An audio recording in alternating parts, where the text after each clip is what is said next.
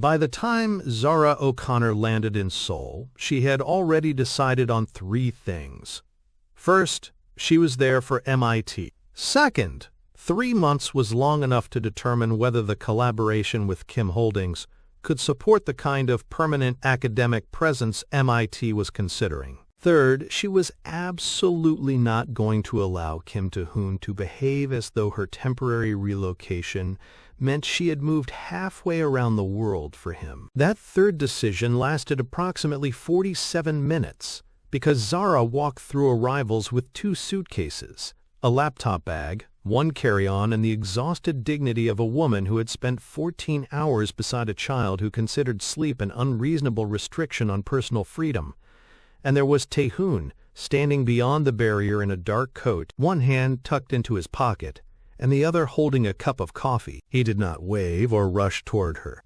He simply watched her approach with the slow, pleased smile of a man who had been waiting for this particular moment for a very long time, lifted the coffee slightly, and said, "I made myself conveniently available." Zara stopped. "You have been waiting 3 months to say that." Ta-Hoon considered the accusation. 14 weeks. That is worse. I counted. You're a CEO. I can multitask. Zara tried not to smile and failed, which seemed to please him even more.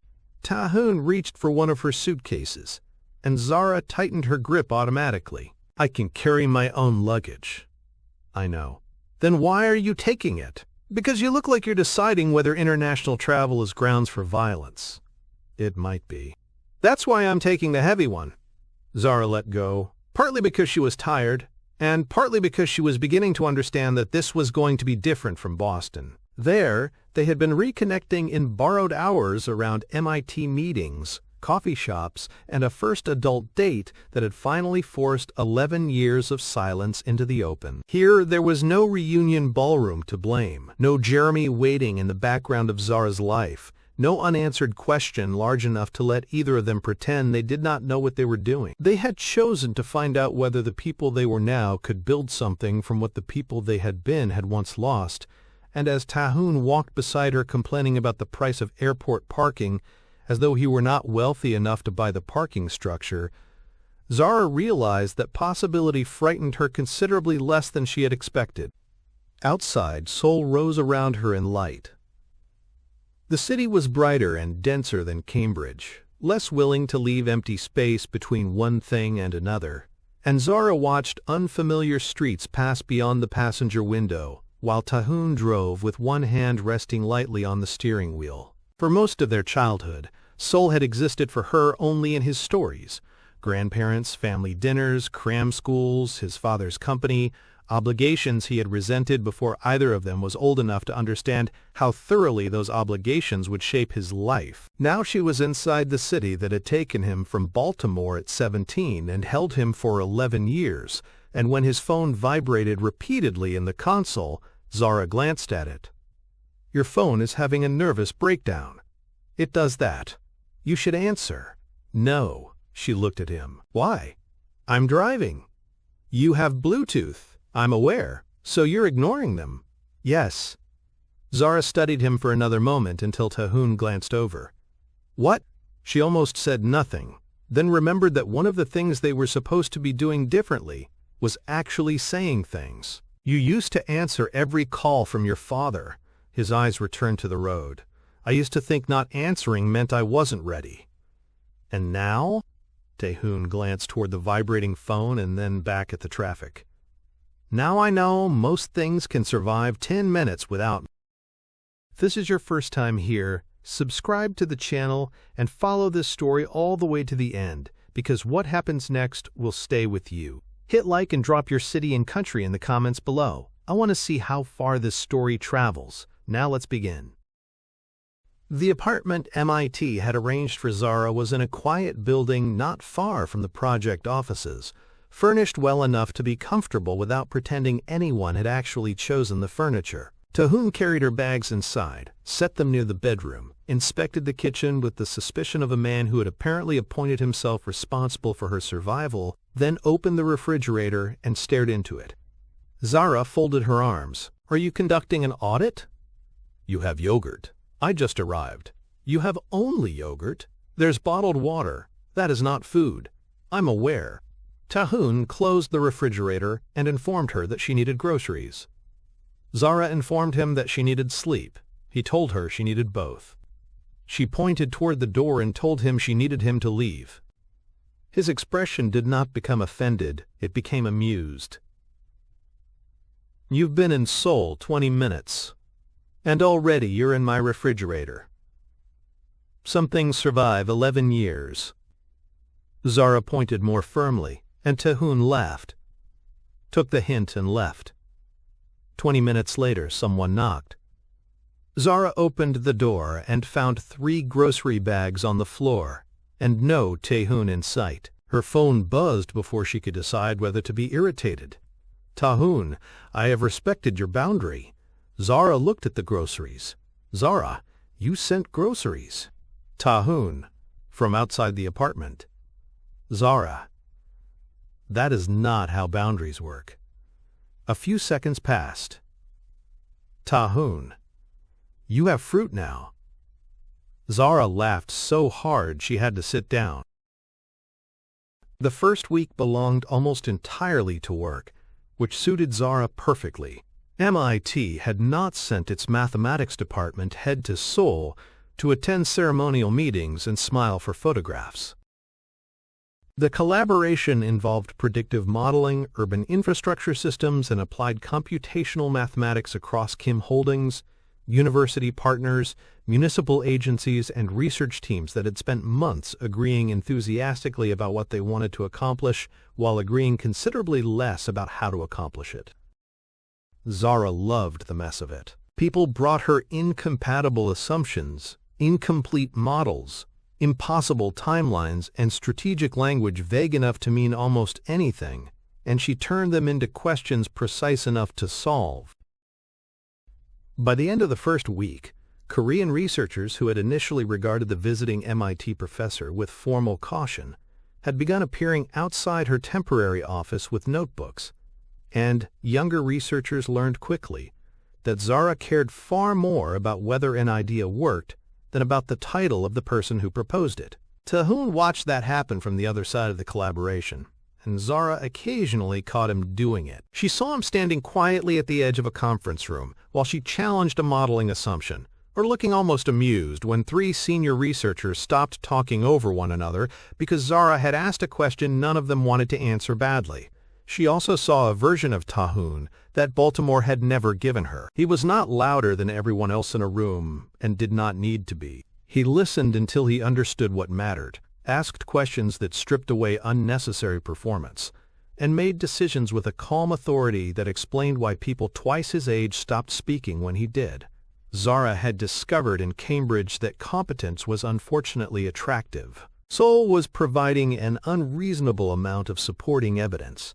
One evening, a meeting ran 30 minutes over because 2 research teams could not agree on a technical standard. Zara remained behind with 2 graduate researchers after everyone else left, drawing possibilities on a tablet until one of them finally saw the problem and nearly shouted with excitement. When Zara emerged from the conference room 15 minutes later, Ta-Hoon was leaning against the opposite wall. "You're still here." "Yes." She looked at her watch. "You had dinner with your father." "I do." "You're late." "I am." "Then why are you standing here?" Ta-Hoon looked at her as though the answer were obvious. "I haven't seen you all day." Zara gestured toward the conference room. "You were in the meeting." That was CEO Ta-Hoon. Something in his voice changed, just slightly. "I wanted 5 minutes as myself." Zara felt the answer before she had time to analyze it. She leaned against the wall beside him. 5. Ta-Hoon smiled. They talked for 23. That became their life in Seoul, and the ordinariness of it surprised Zara more than any extravagant romance could have. They did not spend every evening in impossible restaurants or disappear for weekends arranged by assistants. Zara worked late. Ta-Hoon worked later. Sometimes dinner happened at a restaurant, sometimes over takeout containers on her coffee table while she reviewed research notes and he answered messages beside her. and sometimes an hour passed without either of them saying much at all. The silence mattered because it did not feel empty. Jeremy had been comfortable because their relationship rarely demanded enough from either of them to disturb the shape of their lives. Ta-Hoon was different. He could sit beside Zara without needing her attention to prove she cared about him. He could leave when she needed quiet without treating her need for solitude as rejection. He could also look at her for 10 seconds and discover the things she had spent an hour pretending she was not thinking about. One night he arrived with dinner, looked at the papers covering her table and said, "You're avoiding something." Zara did not lift her eyes. "I'm working. You work when you're avoiding things. I also work when I'm working." True. Ta-Hoon sat, opened one of the containers and waited. He did not ask again. That was almost more irritating, because 5 minutes later, Zara sighed and put down her pen. MIT wants a preliminary recommendation on the Seoul office. Ta-Hoon stopped reaching for the food. Whether the project supports a permanent presence. Yes. And? Zara looked toward the window, where Seoul spread below them in layers of light. The project is stronger than I expected. That sounds good. It is. He waited again, and Zara finally said the part she had been circling. If MIT opens an office here, I'd probably be asked to remain involved, possibly long-term. Ta-Hoon did not smile. He did not seize the sentence and turn it into evidence that Zara might stay near him. He simply asked, "Do you want to be involved long-term?" Zara frowned. "You're doing it again." "What?" Shining lights. His mouth curved slightly. "You noticed. I always notice." "Then answer." Zara hated that the answer arrived so quickly. "Yes." Ta-Hoon nodded. That was all. Zara stared at him. "That's it? What else would you like?" "I don't know, something." Ta-Hoon set down his chopsticks. "If MIT asks you to build something here, and you want to build it, that decision should belong to you before it belongs to us." Us. The word entered the room without announcement and stayed there. Zara looked at him. "And if I decide I want Cambridge? Then I'll own more plane tickets." She laughed, but Ta-Hoon did not. "I'm serious, Zara. I spent 11 years allowing everyone else to decide what my life required. I'm not going to repay that experience by deciding what yours requires." He reached across the table and took her hand, his thumb moving once across her knuckles. "That doesn't mean I don't have a preference." "Oh?" "I strongly prefer the option where you are geographically convenient." Zara laughed. "There he is. Always." It was easy enough to understand Ta-Hoon when they were alone. Seoul complicated him because Seoul contained his family, and his family contained the expectations that had once separated them. Chairman Kim invited Zara to dinner during her second week, and the evening began exactly as she suspected it might. Ta-Hoon's father was formal, controlled, and immediately aware that the woman sitting beside his son was not merely the visiting MIT professor. He spent the first 20 minutes asking Zara about her research, MIT, and the project, with the careful precision of a man conducting an interview no one had requested. Zara answered calmly. Ta-Hoon became increasingly irritated. His mother noticed before either man acknowledged it. Mrs. Kim was elegant, observant, and apparently far less impressed by the rituals of Kim family authority than her husband expected. She eventually set down her chopsticks and said, "Your father likes to ask questions when he is nervous." Chairman Kim looked at her. "I am not nervous." Mrs. Kim smiled pleasantly. "Of course not." Zara hid her amusement. Ta-Hoon did not bother. Watching father and son together showed Zara something she had never been able to see from Baltimore. Ta-Hoon had not escaped his family's expectations. He had learned to carry them without disappearing inside them. He was respectful toward his father without becoming obedient, willing to listen without automatically yielding, and when Chairman Kim questioned one of his recent decisions, Ta-Hoon answered without the defensiveness Zara remembered from the boy who used to call her after difficult conversations at home. He had done what his family asked. He had studied, prepared, returned to Seoul, entered the company, and eventually become the third-generation CEO everyone had expected him to become. But somewhere during those 11 years, Ta-Hoon had learned that fulfilling a responsibility did not require surrendering the rest of himself. Later, in the car, Zara asked, "Did he know about me?" Ta-Hoon glanced over. "My father? Yes." He knew there was someone. Zara turned toward him. "Someone? I was 17. You knew my name at 17. Ta-Hoon smiled faintly. "So did he." Zara became quiet. "He knew my name?" "Yes." "How?" Ta-Hoon looked genuinely confused by the question. "Because I talked about you." Zara turned toward the window before he could see how much that answer affected her. 11 years earlier, she had spent months wondering whether she had mattered enough to be remembered, while somewhere in Seoul her name had apparently remained inside conversations she never knew existed.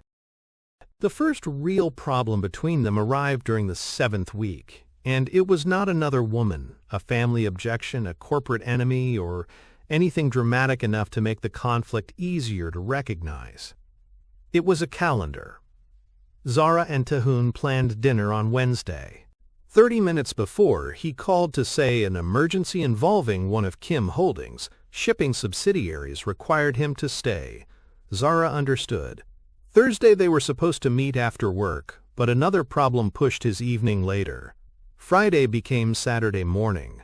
Saturday morning became late afternoon. By Sunday, Zara realized she had spent 4 days rearranging herself around Ta-Hoon's obligations, and the realization bothered her far more than the canceled dinners because her body recognized the pattern before her adult mind could explain why she was angry. Ta-Hoon's life became full. Zara waited. He appeared at her apartment Sunday evening carrying food, smiled when she opened the door, and immediately stopped smiling when she did not return it. What happened? Zara stepped aside. "You tell me." Ta-Hoon entered carefully, set the food on the counter, and looked at her. "That usually means I'm already in trouble. You canceled 3 times? I know. I told you I understood." "You did."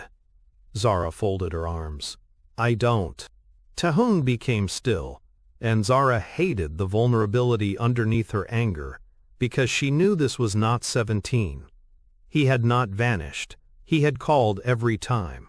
His responsibilities were real. She knew all of that and told him so. "But it feels the same?" he asked quietly. Zara shook her head. "No, not the same. Close enough that I don't like who I become inside it." Ta-Hoon said nothing, and Zara forced herself to continue. "I don't want to be the person waiting around for you to finish everything important so I can have whatever is left. I'm not asking to be more important than Kim Holdings every day. That would be ridiculous. I'm asking whether there is actually room for me in the life you built. Not when things calm down. Not after the next crisis. Not when you finally finish something that may never finish." Pain moved across Ta-Hoon's face, and when he tried to speak, Zara stopped him. "Let me finish." He did. "I spent 11 years believing the reason you didn't come back was because something there mattered more.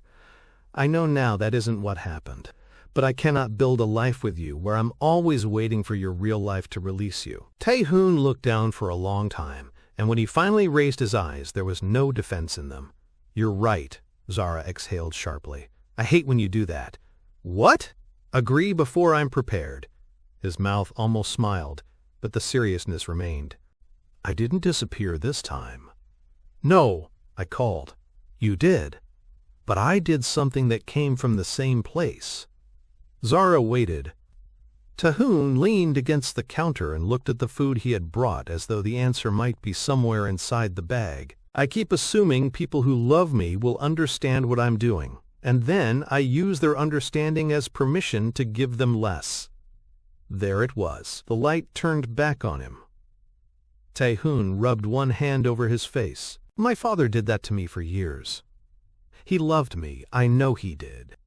But the company mattered, the family mattered, preparation mattered. And he assumed I would understand every sacrifice because all of those things were important. I promised myself I would never live like that. He looked at Zara. Apparently promises are easier than habits. Her anger softened, not because the canceled dinners no longer mattered, but because he could see what had happened without requiring her to prove it. So what do we do? She asked. Ta-Hoon blinked. We? Yes. Something in his expression changed. We plan like adults. Zara made a face. That sounds terrible. It probably is. They sat down and did something they had never been old enough to do at 17.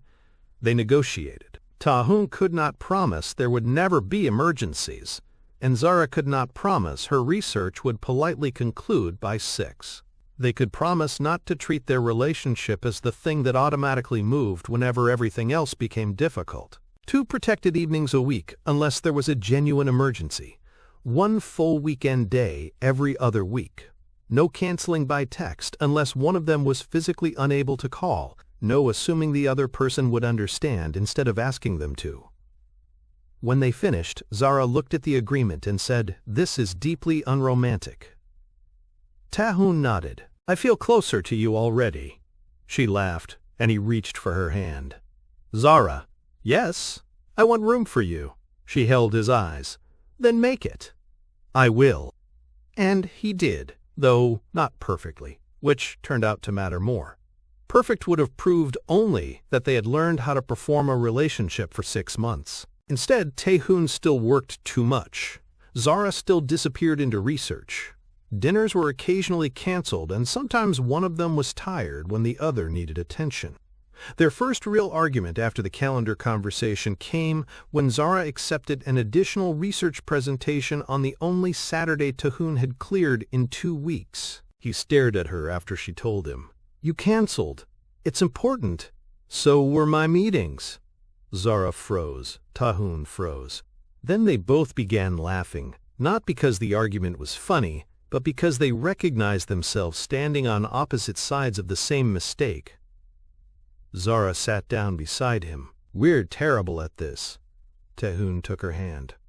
"We're learning." By the 3rd month, Zara had stopped feeling like a visitor. She knew which subway exit shortened her walk to the project office, had developed an unreasonable attachment to a bakery 2 blocks from her apartment, and understood enough Korean to recognize when Ta-Hoon's assistants were discussing him while pretending not to. More importantly, she knew Ta-Hoon in ways Baltimore and Cambridge had not allowed. She knew he removed his watch when stressed, called his mother when he needed perspective, and then pretended she had called him, treated junior staff more gently than senior executives, because he remembered what it felt like to be evaluated before understanding the rules, and still sometimes woke before dawn, because his body had never entirely learned that rest was allowed. Ta-Hoon, in turn, learned adult Zara rather than continuing to love the memory of the girl he had left. He learned that she became ruthless when a project was badly designed, forgot to answer messages when buried in research, needed quiet after too many hours around people, was secretly sentimental about terrible old movies, and pretended sincere praise mattered less to her than it did. Most importantly, he learned that Zara did not need rescuing. She needed someone capable of standing beside her without trying to reduce her, and that distinction became part of how he loved her. At the end of the 3rd month, MIT asked Zara to extend her assignment to 6. She said yes before calling Ta-Hoon, then immediately wondered whether she should have spoken to him first, which bothered her until she realized why. She was not asking permission. She wanted to share a decision with the person whose life it affected. Ta-Hoon was in a meeting, so she sent a message. "Zara, 6 months." His reply came 22 minutes later. "Ta-Hoon, for the project?" Zara: "Yes." "Ta-Hoon, do you want that?" Zara stared at the screen and smiled. There he was again. Not, "Are you staying for me?" Not, "What does this mean for us? Do you want that?" Zara. Yes. Ta-Hoon. Then congratulations, Professor O'Connor. A second message appeared. Ta-Hoon. I am privately behaving inappropriately. Zara laughed. Zara. I'm afraid to ask. Ta-Hoon. Convenient availability intensifies. By month 5, the MIT Seoul office had stopped being a possibility discussed in conference rooms and become a proposal with budgets, staffing plans, and real institutional support. The initial collaboration had exceeded expectations. Faculty exchanges were producing new research. Graduate interest had increased. Partner universities wanted deeper involvement. And Kim Holdings had agreed to provide infrastructure funding without demanding control over academic decisions. When Elena Brooks asked Zara whether she would consider leading the Seoul expansion for its first 2 years, dividing her time between Seoul and Cambridge, while building the office and its academic program, Zara asked for a week. Then she did not tell Ta-Hoon, not because she wanted to hide the offer, but because she needed to know the answer before his face became part of the equation. For 3 days she walked through Seoul asking herself the same kind of question that had finally allowed her to understand the truth about Jeremy. If Ta-Hoon disappeared tomorrow, would I still want this? She imagined the city without him. The work remained. The challenge remained. The opportunity to build something that had not existed before still excited her. Seoul had become more than the place Ta-Hoon lived. It had become a place Zara could imagine belonging. The answer. On the 4th night she went to Ta-Hoon's apartment. He opened the door, took one look at her, and said, "You look dangerous." Zara ignored that. MIT offered me the Seoul office. Ta-Hoon stopped. 2 years, split between Seoul and Cambridge. He said nothing, and Zara watched the struggle happen across his face until she finally narrowed her eyes. "You're thinking very loudly!" That broke him. Ta-Hoon laughed, leaned against the doorframe, and covered his face with one hand. "Are you all right?" "No." "Why?" "I'm trying to behave appropriately." Zara smiled. "How is that going?" "Poorly." When he lowered his hand, the first question out of his mouth was the one Zara had hoped for. "Do you want it?" "Yes." His expression changed, and what she saw there was not relief that she would remain close to him. It was pride. "Then take it." Zara felt something settle inside her. "I think I will." Ta-Hoon nodded as though that concluded the matter, and Zara stared at him. "That's all? You specifically object when I tell you what to do." "I do. You already decided." "Yes." "So congratulations." Zara stepped closer. "You are incredibly annoying, I've been told." He smiled, then hesitated. "Can I ask one selfish question?" "Depends. Does this mean I'm allowed to stop pretending my apartment is too far from yours?" Zara laughed and kissed him. It was not like the reunion kiss. Nothing collapsed around them.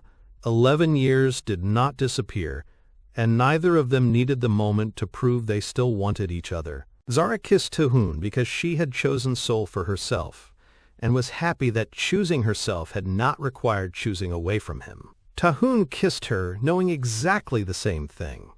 There was no rescue in it, no debt, and no sacrifice disguised as romance. There was simply choice. The final test of those 6 months came from somewhere neither expected. Chairman Kim announced that he intended to retire within the year. Ta-Hoon would remain CEO, but his father's withdrawal would move him into a more visible position as the undisputed head of the family company, bringing increased board pressure, public scrutiny, and the kind of expectations that had shaped him since childhood. Zara found him standing alone on the terrace outside his office the night after the announcement, looking over Seoul with both hands resting against the railing. She joined him without speaking, and for several minutes they watched the city move below them. "You're scared," Zara finally said. Ta-Hoon glanced sideways. "Terrible bedside manner." "I'm not a doctor." "Good point." She waited. He looked back toward the city. "Yes." "Of becoming him?" Ta-Hoon knew she meant his father. "Sometimes." Zara leaned against the railing beside him. "You're not him." He probably didn't think he was his father either. That isn't what I said. A faint smile touched his mouth. Zara turned toward him. You know what scares you. You know what happens when you assume the people who love you will simply understand. You know what happens when work becomes the thing everything else has to move around. Ta-Hoon looked at her. Knowing guarantees nothing. No, but you're willing to look. She touched his hand. You've always been good at shining lights on things. His expression softened. Apparently you learned. I had an excellent teacher. Ta-Hoon looked down at their joined hands. What if I do it badly? What? This, the company, us, everything. Zara considered him. Then we notice. That's your plan? Yes. And? We adjust. He laughed quietly. You make life sound like applied mathematics. Most things improve with better modeling? There's my professor. Zara leaned against him. There's my CEO. For the first time, the title did not sound to her like the thing that had once taken him away. It was simply one part of the man standing beside her. 6 months after Zara arrived in Seoul, MIT approved the new office. The announcement was made at a small celebration at the project site, where unfinished rooms still held temporary furniture and construction dust collected in corners no one had bothered to clean for the photographs. Faculty, researchers, Kim Holdings staff, and university leadership gathered to mark the beginning of something that had not existed when Zara stepped off the plane. Mrs. Kim attended. Chairman Kim arrived late and spent most of the evening pretending not to be proud of his son. Zara was speaking with one of the research teams when her phone vibrated, and she saw a message from Jeremy, the first she had received from him in months. Congratulations. Looks like you found the next thing. Zara stared at the words for a moment and thought about the 5 years they had shared, the relationship that had been real without being enough, and the difficult kindness of the night they had finally stopped pretending comfort was the same thing as wanting a future. She replied, I did. After everyone left, Zara remained near the windows of what would eventually become MIT Seoul.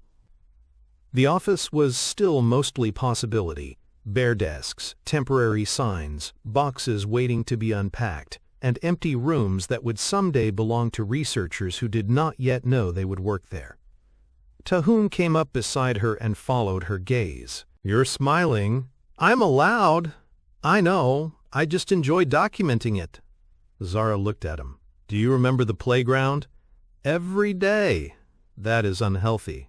Probably. She laughed, then looked back across the unfinished office. I used to think I was bad at people. Ta-Hoon's expression changed immediately. You weren't. I know.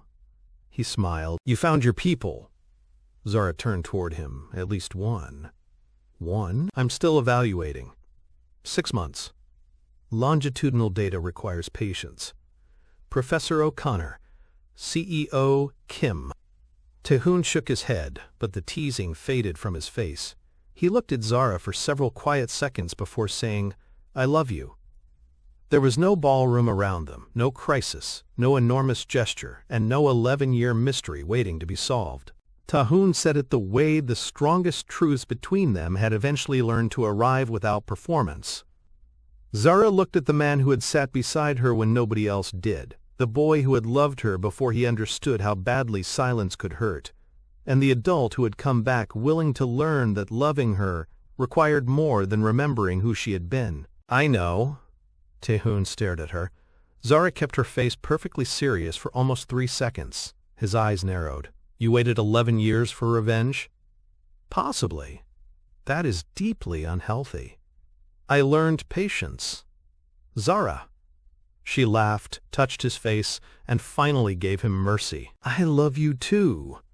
Ta-Hoon kissed her slowly, and this time nothing about the kiss was unexpected. There was no champagne flute suspended between two lives, no boyfriend approaching across a ballroom. No crowd of former classmates watching history restart itself. There was only Zara and Ta-Hoon standing inside a half-finished office in Seoul, kissing in the middle of something they had chosen to build.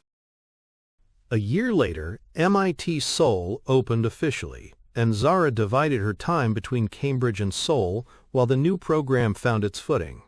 The balance gradually shifted east as the work expanded, not because Ta-Hoon asked her to remain, but because the thing she had helped build kept becoming more interesting.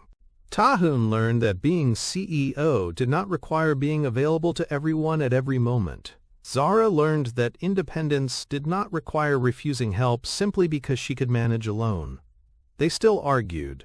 He still stole food from her plate. She still accused him of following her whenever he appeared somewhere she had not expected him, and his answer remained so irritatingly consistent that Zara occasionally asked the question just to hear him say it. "I prefer making myself conveniently available." Nearly 2 years after the reunion, they returned to Baltimore together. Ta-Hoon had business in New York, Zara had meetings in Cambridge, and somewhere between those obligations they found themselves driving past the neighborhood where their old elementary school still stood. Zara suggested they stop. The playground had changed since 5th grade. New equipment had replaced the old structures, the pavement had been resurfaced, and the building looked smaller than either remembered, but the tree remained. Zara stood beneath it and looked at the patch of grass where she had once sat with an advanced book across her knees while other children played without her. She could still see the girl she had been, brilliant and shy and convinced there was some social language everyone else had received instructions for. Ta-Hoon came to stand beside her. "You were sitting there." "I know. You looked hostile." Zara turned. "I was 10. "You were still hostile," she laughed. "You insulted my book. It looked terrible. You still haven't read it. I'm protecting the memory." Ta-Hoon became quiet. Zara noticed. She turned toward him and found him watching her with an expression she could not immediately read. Then he reached inside his coat. Zara narrowed her eyes. "What are you doing?" "Something statistically predictable." "That is not reassuring." Ta-Hoon lowered himself onto one knee beneath the tree where he had first sat beside her nearly 2 decades earlier, and for once Zara O'Connor had no useful thought at all. There was no crowd around them, no Kim family board, no MIT leadership, no press, and no carefully staged spectacle. Just Ta-Hoon looking up at her from the place where their story had begun before either of them knew enough to call it one. "I spent most of my life believing I had to finish everything before I was allowed to choose what I wanted," he said. "Finish school, finish preparing, finish proving myself to my father, finish becoming CEO. I kept thinking there would be a point when responsibility would step aside and tell me I had finally earned my own life." His smile was small. "It turns out life is extremely inconvenient." Zara's eyes filled. Ta-Hoon opened the ring box. "I don't want to wait until life becomes convenient to choose you." Zara laughed through the tears. "That would be new for you." "It would." He looked at her, and suddenly she could see the 10-year-old boy who had sat down without asking permission, the 17-year-old who had believed "see you soon" because he had not yet learned how quickly time could become distance, the 28-year-old man who had finally returned, and every version of Ta-Hoon who had loved some version of her. "Zara O'Connor, will you marry me?" "Yes." She answered so quickly Ta-Hoon laughed, and Zara kissed him before he could stand completely.